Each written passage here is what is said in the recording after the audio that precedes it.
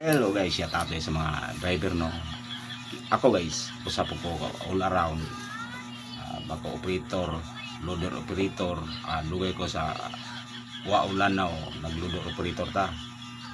Mga nagkong sa finance, simirara, sa bako, operator guys.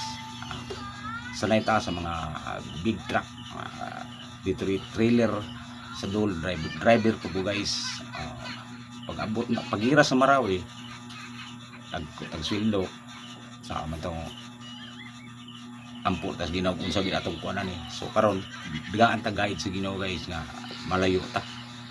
So thanks God po ko sa mga daghan kay may mga pagsubok nga paugat mi dito sa ngira, pero gitagaan ko guide sa Ginoo nga maundang kita maundang kong break bahada kay kanang pamuatan tagsari mabuhay anang Marilog lugar ko na, pero pasalamat ko sa Ginoo kauban ako akong pamilya, tulog akong anak nga 7 years old, buntis akong asawa.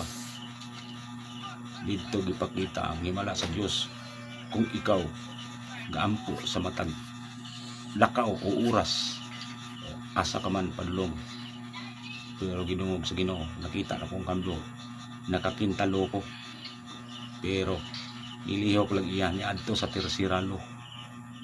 Guys, hanggang sa Ginoo, amen. Yes, God.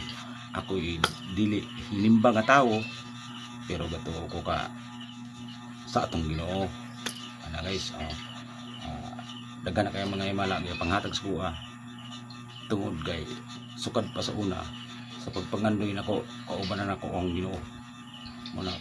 Mga trabante kung mangarap mo sa kumpanya ano bisan pagbubo ta grado na ay mga orientation guys, ma-up level ang imong kuan basta performance nimo, wala kay absence ng kumpanya, wala kay mga masig unsa nga kakulian sa imong trabaho, pitpul kay ka sa imong mga panglihok sa imong kasing sa imong mga kauban pakisama tinabangay para ikaw ang mga kauban nimo siyempre nitaas na. Halimbawa ako nitaas na akong rank, naging purman ako sa company, naging MTSO mining site sa site ko nabutang, pero normal masipyat ang tao, pero ako di man ko amo istorya tugan kung sa iyang buhaton nga dili sa makataas og istorya, dili mo magbikil, iampo sa Ginoo ana ra.